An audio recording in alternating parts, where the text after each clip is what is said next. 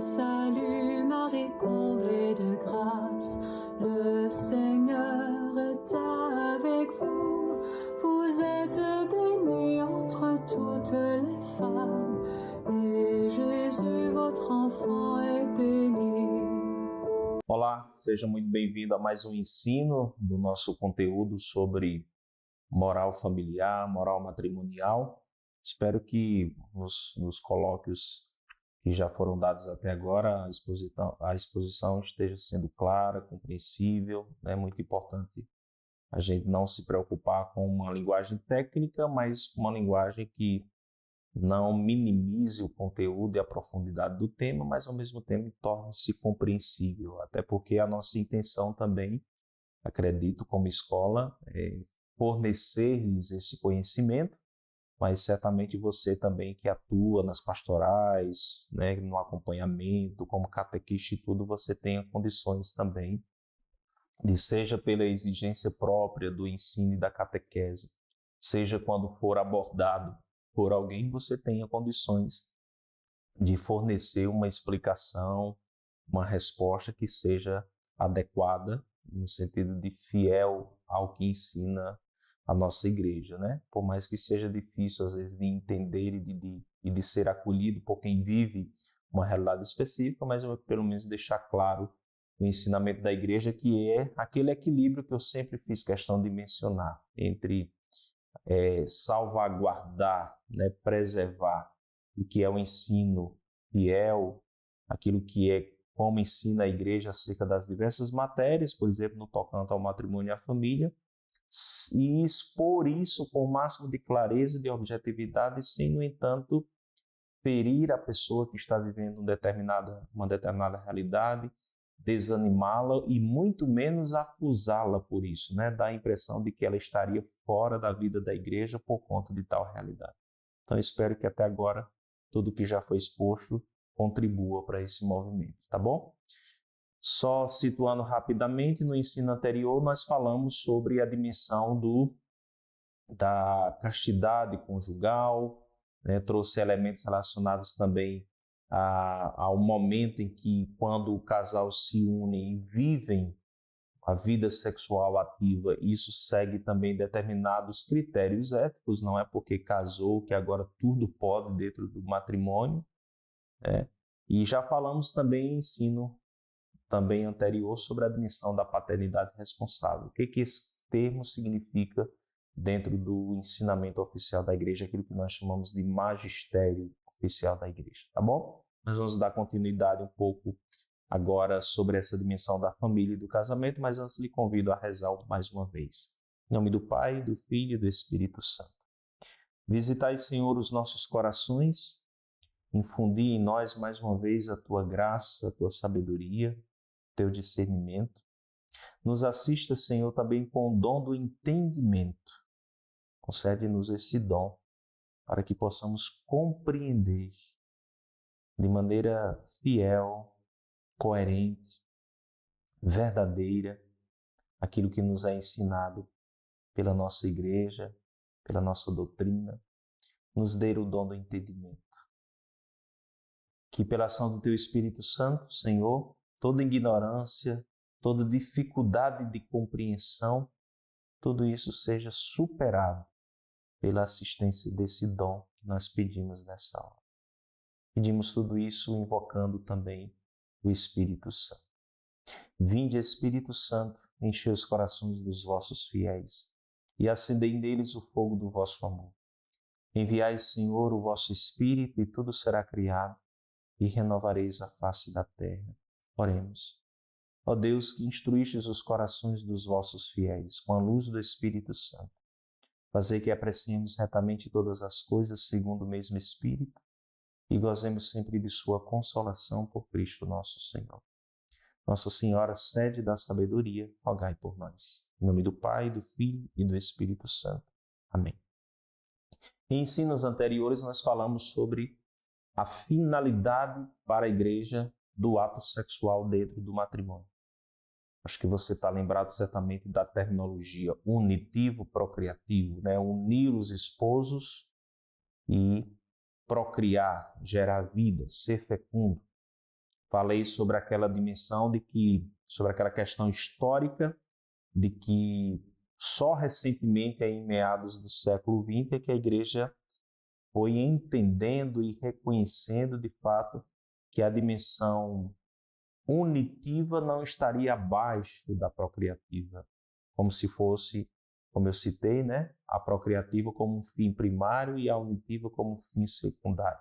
Ambas as dimensões se complementam e são igualmente importantes. Perfeito. Só que dentro dessa perspectiva do matrimônio, e embora o ato sexual tenha essa dupla finalidade, unir os esposos e procriar, não é raro, e parece que nos tempos atuais isso tende a se multiplicar por uma série de razões e circunstâncias, não é raro que esposos cristãos, casais cristãos, que inclusive trilharam um caminho de preparação para o seu matrimônio cristão, inclusive seguindo os ensinamentos da igreja, a prática da oração, do discernimento e tudo mais, que tem às vezes até uma sólida catequese no tocante ao que é o casamento, segundo a visão cristã. Não é raro encontrar casais que desejariam muito ter filhos, mas que são impedidos de tê-lo. E isso naturalmente gera um sofrimento, porque parece que por natureza, principalmente alguém que esteja imbuído do espírito evangélico e que tenha em vista claramente sua vocação, que é gerar vida, por natureza os casais eles são como assim, vocacionados a serem fecundos. E quando não podem ser fecundos, isso gera naturalmente um sofrimento muito grande, seja para o esposo, seja para a esposa. E talvez, eu ousaria dizer, talvez muito mais para a mulher, por causa da inviabilidade, da impossibilidade de tornar-se mãe, já que a maternidade afeta muito mais profundamente a mulher do que o esposo, do que o homem. Diante de um drama como esse, e devo dizer que primeiro que tudo, eu sou testemunha de um processo assim. Eu sou casado, hoje tenho 2 filhas, mas eu passei com minha esposa 7 anos casado para que a gente viesse a ter filhos. E eu sei mais ou menos daquilo que eu falo, né? Que eu experimentei isso na prática, concretamente. É realmente um sofrimento, é realmente uma dor. E nesse momento, diante de uma situação como essa, que talvez seja até a sua, que me assiste agora, ou que você conheça também realidade muito próxima de você, onde você também constata e testemunha esse drama e esse sofrimento por parte de casais cristãos, nesse momento surge uma angústia primeiro que tudo, para gerar vida diante de uma questão de saúde, diante de uma impossibilidade objetiva. E aí nós temos hoje dentro da igreja digamos assim, aliás, dentro da igreja não, nós temos hoje no âmbito das ciências biomédicas diversas possibilidades de solucionamento, né, de uma questão como essa, da infertilidade, da infecundidade de um casal. Nós temos diversas técnicas e recursos disponíveis para solucionar uma situação como essa. Só que a igreja, ela tem também princípios éticos fundados na palavra de Deus, fundados na sua doutrina, na sua tradição, para se posicionar frente a esses recursos. Existe um princípio da teologia moral que é aplicado muito às questões de bioética, nós vamos aprofundá-las mais à frente, mas que eu nunca esqueci. Eu ouvi isso num congresso, depois eu tive contato com esse mesmo princípio em livros de bioética, nunca esqueci. Nem tudo aquilo que é tecnicamente possível é eticamente aceitável. Eu vou repetir. Nem tudo aquilo que é tecnicamente possível é eticamente aceitável. Não é porque as ciências desbravaram, descobriram, tornaram possíveis determinados recursos, não é porque tecnicamente isso se tornou viável que, do ponto de vista ético, seja viável, né? Nem tudo que é tecnicamente possível é eticamente aceitável. Então, a igreja, ela tem um princípio que eu diria, esse é um princípio fundamental para entender o posicionamento da igreja frente a esses recursos. Primeiro, eu falava para você em colóquios anteriores sobre a questão da paternidade responsável, que envolve também a questão do casal que, em diálogo e em respeito a Deus, a sua consciência, a dimensão natural da sua corporeidade, casais que, de maneira responsável, eles planejam filhos, no sentido de que a hora de tê-lo, a hora de não tê-lo, embora o princípio geral seja que todo ato sexual esteja aberto à vida. Mas a igreja reconhece que, recorrendo aos métodos naturais, aos períodos infecundos, é eticamente aceitável, moralmente aceitável que um casal proceda assim. Dentro dessa temática, nós estamos falando de técnicas, digamos assim, de recursos que nós tocamos nele, os recursos, os métodos artificiais para evitar filhos, que a Igreja Católica não respalda no seu ensinamento oficial. Respalda o método natural, que seria recorrer aos períodos infecundos, embora tenha também diversos desdobramentos a partir disso. A Igreja não aceita os métodos artificiais de regulação da natalidade. Só que agora, dentro dessa abordagem que eu estou fazendo, é o contrário. Nós não estamos falando de métodos para evitar filhos. Nós já estamos falando de possibilidades que as ciências nos dão de ter filhos, quando, do ponto de vista de condição biológica, genética, eu me coloco diante de uma situação onde é impossível, pelas vias naturais, de ter filhos. Como é que a igreja se posiciona frente a essa situação? Então, qual é o princípio que rege o posicionamento da igreja? E é, primeiro, interessante colocar o princípio para depois dizer por que a igreja rejeita determinados recursos e determinadas técnicas. Para a igreja, existe uma associação muito estreita, muito íntima entre a união matrimonial, né, de casais cristãos, de esposos cristãos, a união entre homem e mulher e a geração de filhos. Existe um nexo, um laço indivisível, poderíamos dizer. Para a igreja, para a compreensão da igreja, o espaço adequado para se gerar vida é no matrimônio entre homem e mulher. O espaço adequado para se nascer uma nova vida, nascer uma criança, é no matrimônio, é no casamento, é na família. Para a igreja, o uso da faculdade sexual, o espaço onde isso deve acontecer, é também o casamento. Por isso que a igreja, embora entenda também a mudança de cultura, de valores que a nossa sociedade passa, mas a igreja, ela não respalda vida sexual fora do matrimônio, por exemplo, entre namorados, cristãos ou não cristãos, porque entende que o recurso à relação sexual entre homem e mulher, o espaço adequado, o ambiente adequado para isso é exatamente mediante o matrimônio, a união matrimonial, onde se há um pacto, uma aliança, um compromisso de amor efetivo, né? E a doação de si para o outro e do outro para si mesmo. São princípios que vão nos situando por que a igreja aprova determinados meios e recursos e não aprova determinados meios e recursos. Pois bem, voltando ao princípio. Para a igreja, o espaço adequado para se gerar uma nova vida é no matrimônio.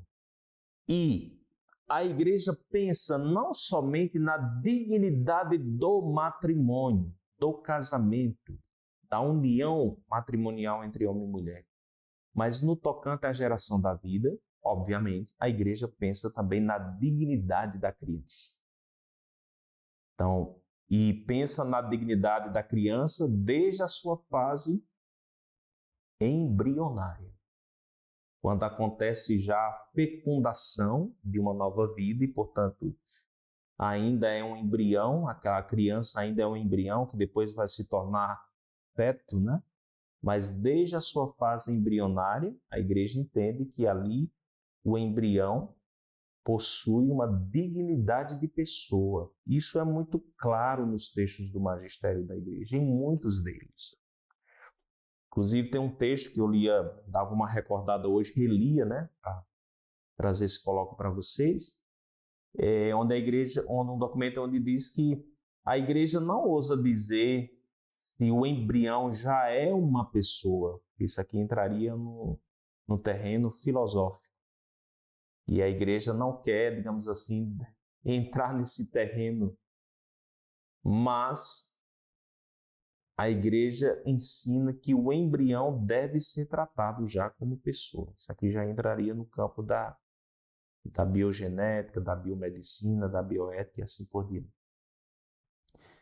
Ora, se a igreja pensa na dignidade do filho que vai nascer, a igreja tem um princípio também dentro desses outros que eu já citei.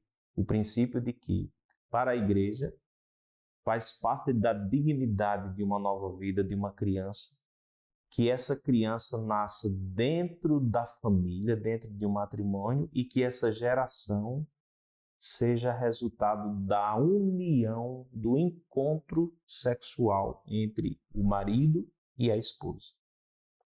Isso aqui é um princípio que, uma vez compreendido, ele vai nos dar também matéria para entender por que razão a igreja ela não respalda determinados recursos que, do ponto de vista da ciência, da bioética, da biomedicina, são recursos possíveis, às vezes até um tanto oneroso, mas que tem pessoas que teriam condições de custear isso, no intuito de poder ter acesso, poder chegar à geração de uma vida e, portanto, de ter um filho. Mas para a igreja, o princípio é muito claro. Uma vida, ela deve ser gerada. O espaço onde ela deve ser gerada, nascer e crescer, é dentro da família, dentro de um matrimônio entre homem e mulher. E uma nova vida, ela deve ser gerada, faz parte da dignidade de uma nova vida, de um novo ser que vai chegar ao mundo, que esse ser seja gerado mediante o encontro da união sexual entre marido e mulher. Logo, se o princípio é esse, a igreja entende que qualquer recurso que mesmo se alguém se vale dele bem intencionado, com uma reta intenção, mesmo assim eticamente não seria aprovável. Qualquer recurso que vise gerar uma vida, mas que fuja desse princípio de que uma nova vida deve nascer como resultado da união entre homem e mulher, seria eticamente não aceitável para a visão cristã. Ou seja, a igreja não respalda, não admite técnicas de reprodução que substitua o ato sexual entre o homem e a mulher. Certo?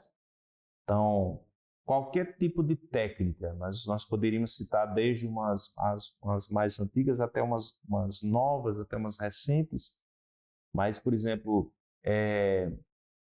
fecundação in vitro, onde se usa inclusive um tubo de ensaio para proceder à fecundação, e depois daquele processo de fecundação, ali num tubo de ensaio, se pega o embrião e se insemina ou introduz na mulher, por exemplo.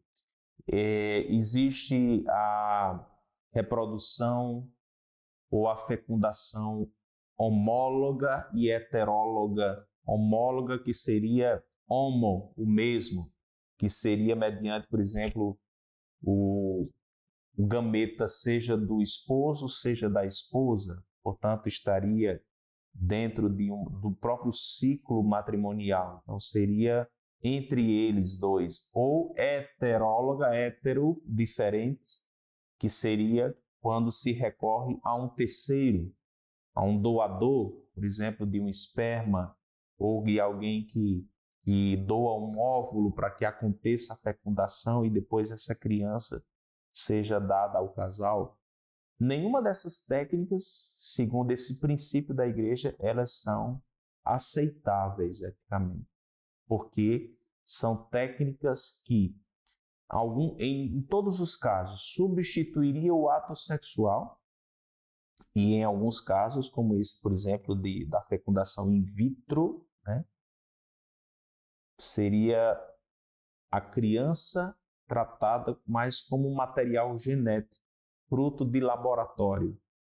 A criança, portanto, não seria gerada mediante a união do pai e da mãe, numa relação sexual legítima, dentro de um compromisso de fidelidade e de amor, e também fruto do encontro de doação recíproca entre marido e mulher. A criança seria uma espécie de material genético produzido em laboratório. Tudo bem, por mais que se diga, não, mas o importante é como essa criança depois vai ser acolhida pelo casal, pela família, como ela vai ser tratada, que tipo de amor os pais vão dar. Sim, também isso é importante. Mas a igreja se preocupa tanto, é tão guardiã da dignidade da vida humana, que a igreja se interessa, se preocupa e deseja resguardar essa vida desde o primeiro momento em que ela é concebida.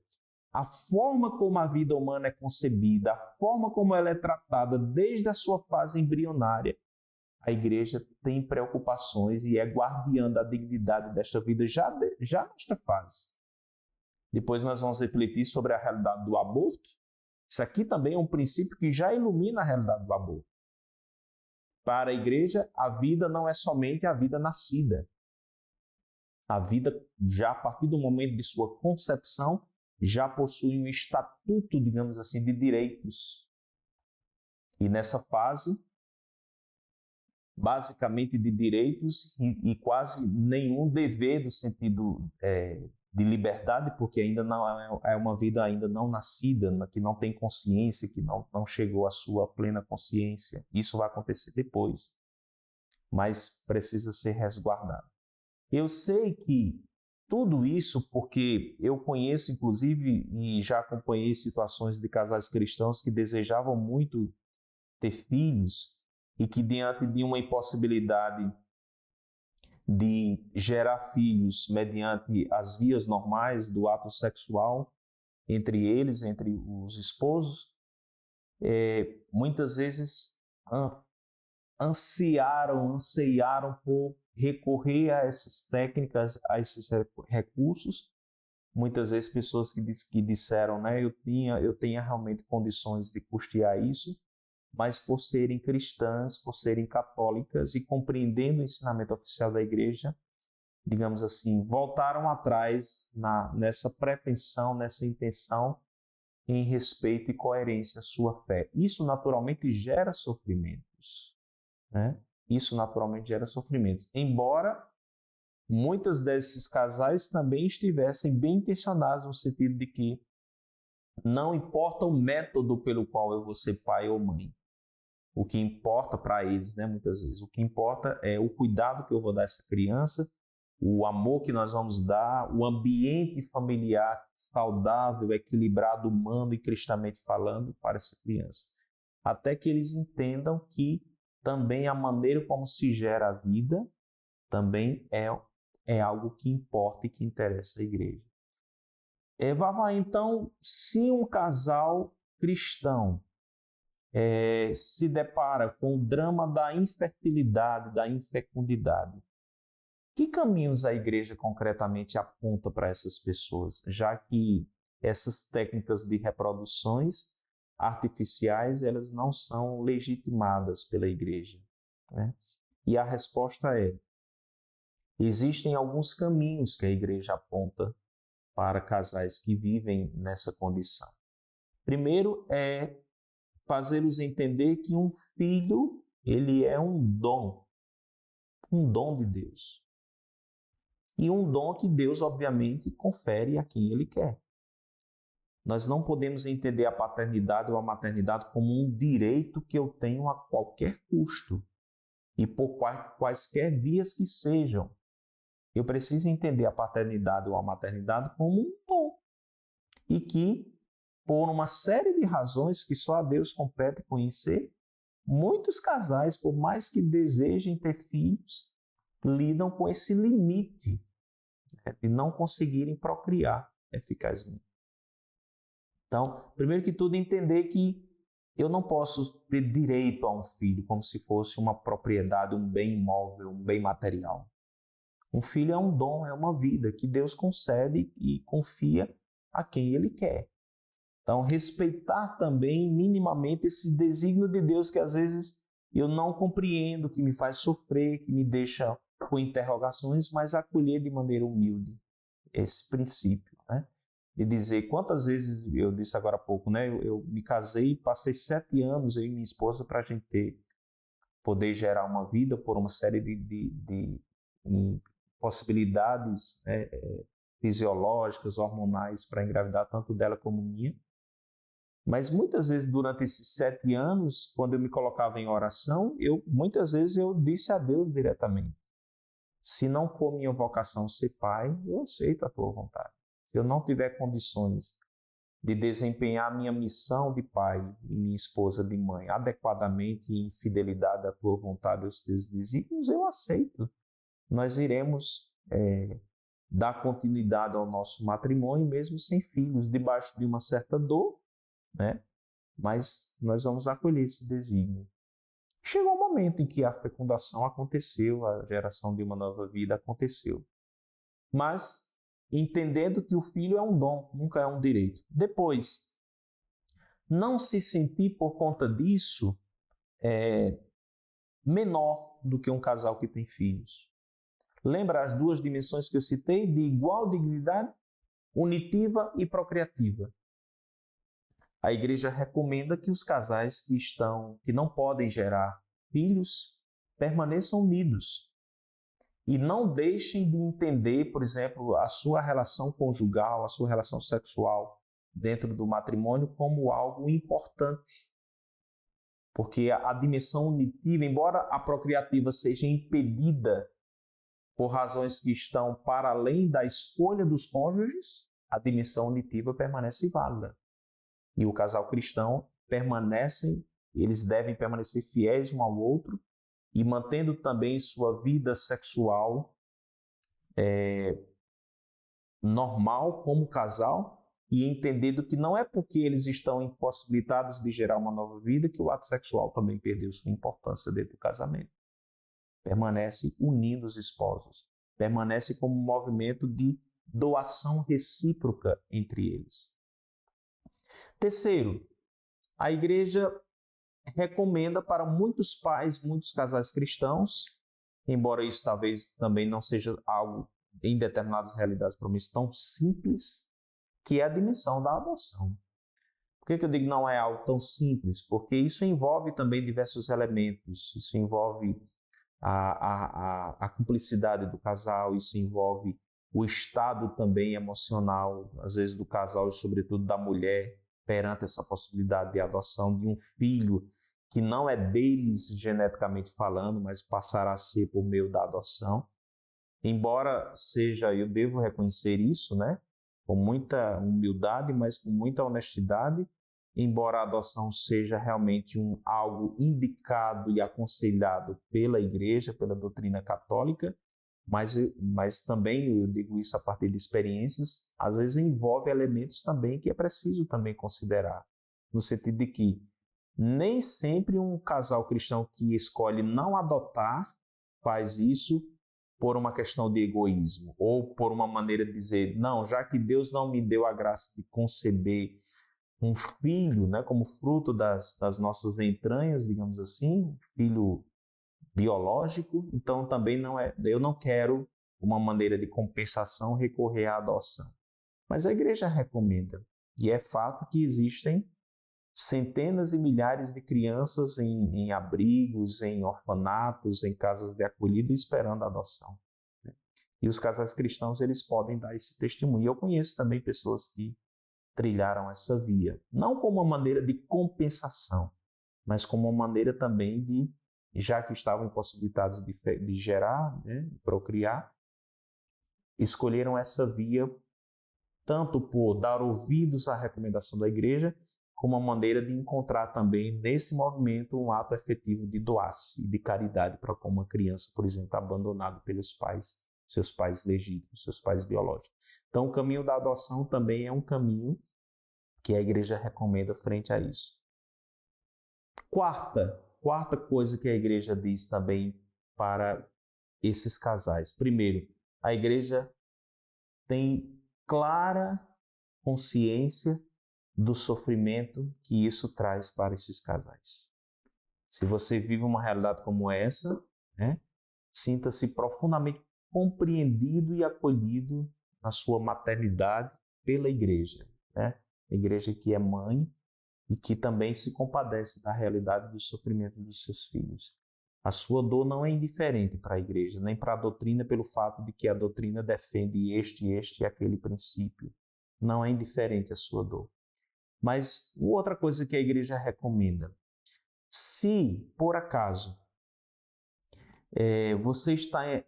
você que é casal cristão, você que é esposo ou esposa, se por acaso dentro do seu matrimônio vocês estão impossibilitados de gerar uma nova vida, de serem pais e mães biologicamente falando, existe também um caminho recomendado pela igreja, que é a da paternidade e da maternidade espiritual. Você pode também, como casal cristão, não como uma maneira, eu volto a dizer, nunca como uma maneira de compensação, mas como uma maneira de redirecionar em termos de tempo, de afeto, de atenção, de dedicação, aquilo que vocês poderiam fazer a um filho biológico, vocês podem fazer também a um filho espiritual ou a filhos espirituais. Isso dentro do ambiente eclesial ou até fora do ambiente eclesial.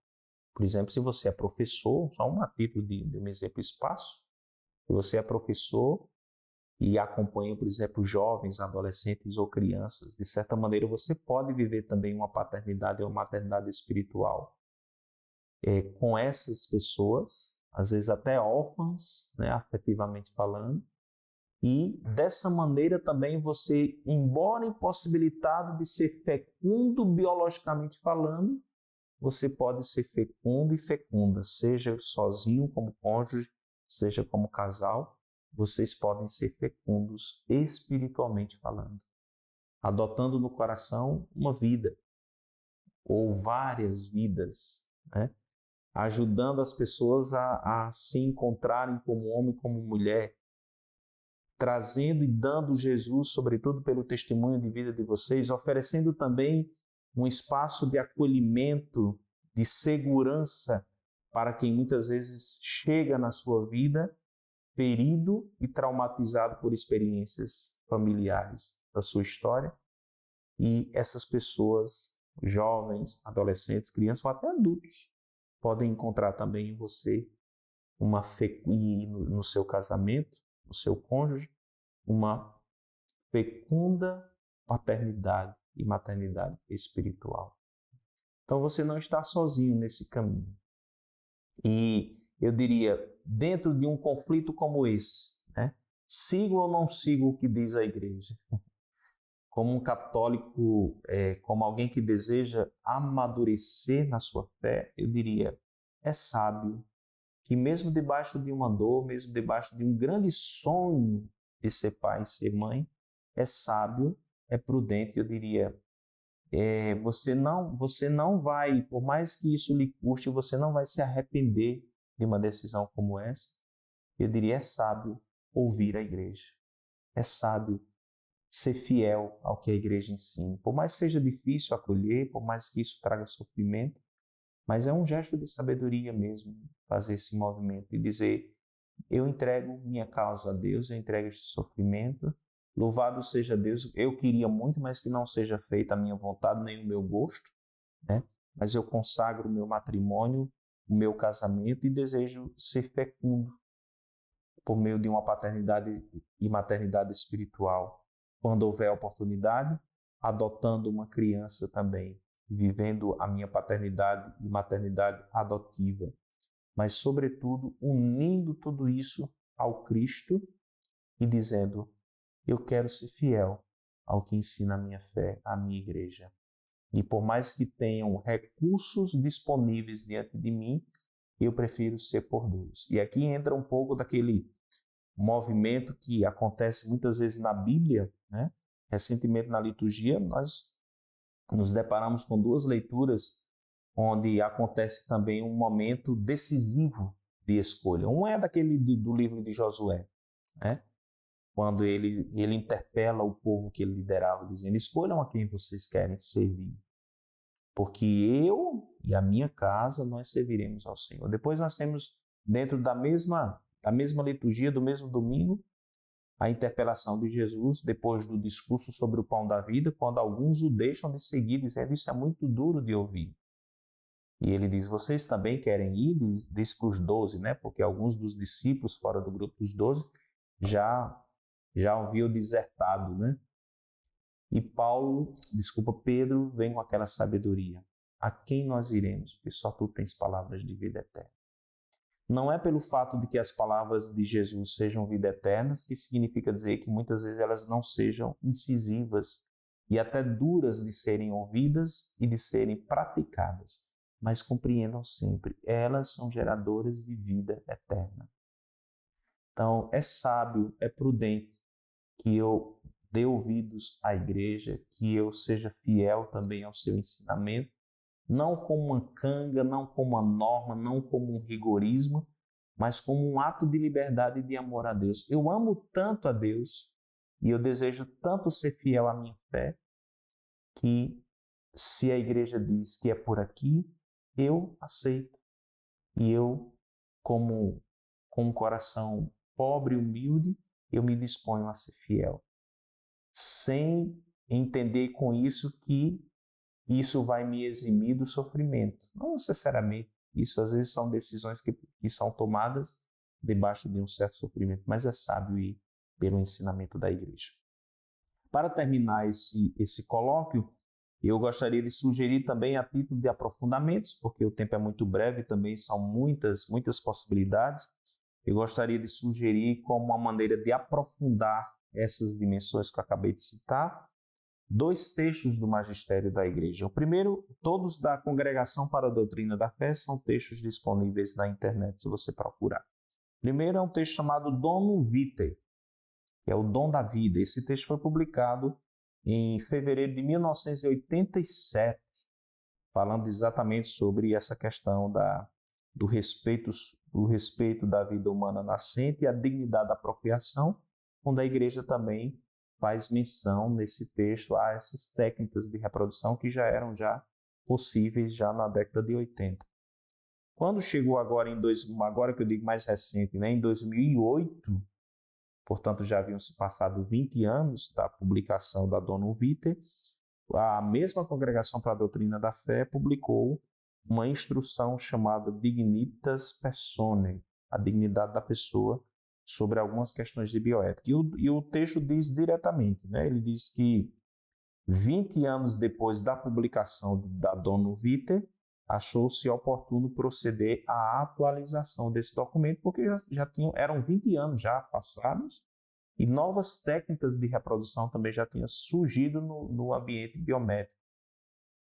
E a igreja então sente-se no dever de pronunciar-se também frente a essas novas técnicas, reiterar o ensinamento dado há 20 anos atrás e, ao mesmo tempo, atualizar frente a novas questões que haviam surgido. E a igreja, então, faz isso. Dentro desses 2 documentos, também o Catecismo cita um pouco disso, mas as citações do Catecismo, basicamente, são desses documentos, principalmente da Donum Vitae, né? Porque esse Dignitas Personae já vem depois, de 2008, e o Catecismo foi publicado em 92. Então, eu sugiro esses 2 textos onde se esclarece, se explana e se fundamenta melhor o posicionamento da igreja, dizendo que é dever da igreja resguardar a dignidade também da criança. E para a criança deve nascer dentro de um ambiente conjugal, de família, de união entre homem e mulher, e que faz parte da dignidade de uma nova vida, que seja fruto também da união conjugal, da união sexual entre homem e mulher. Todo tipo de procriação que substitui o ato conjugal, isso não deve ser eticamente aceitado pela visão cristã, pela doutrina da Igreja Católica. Tá bom? Espero que tenha ficado clara essa exposição e nós concluímos com a Ave Maria, pedindo mais uma vez a sua intercessão sobre nós. Ave Maria, cheia de graças, o Senhor é convosco. Bendita sois vós entre as mulheres, bendito é o fruto do vosso ventre, Jesus. Santa Maria, Mãe de Deus, rogai por nós, pecadores, agora e na hora de nossa morte. Amém. Sede da sabedoria, rogai por nós. Do Pai, do Filho e do Espírito Santo. Amém. Sainte Marie, Mère de Dieu, priez pour nous, pauvres pécheurs,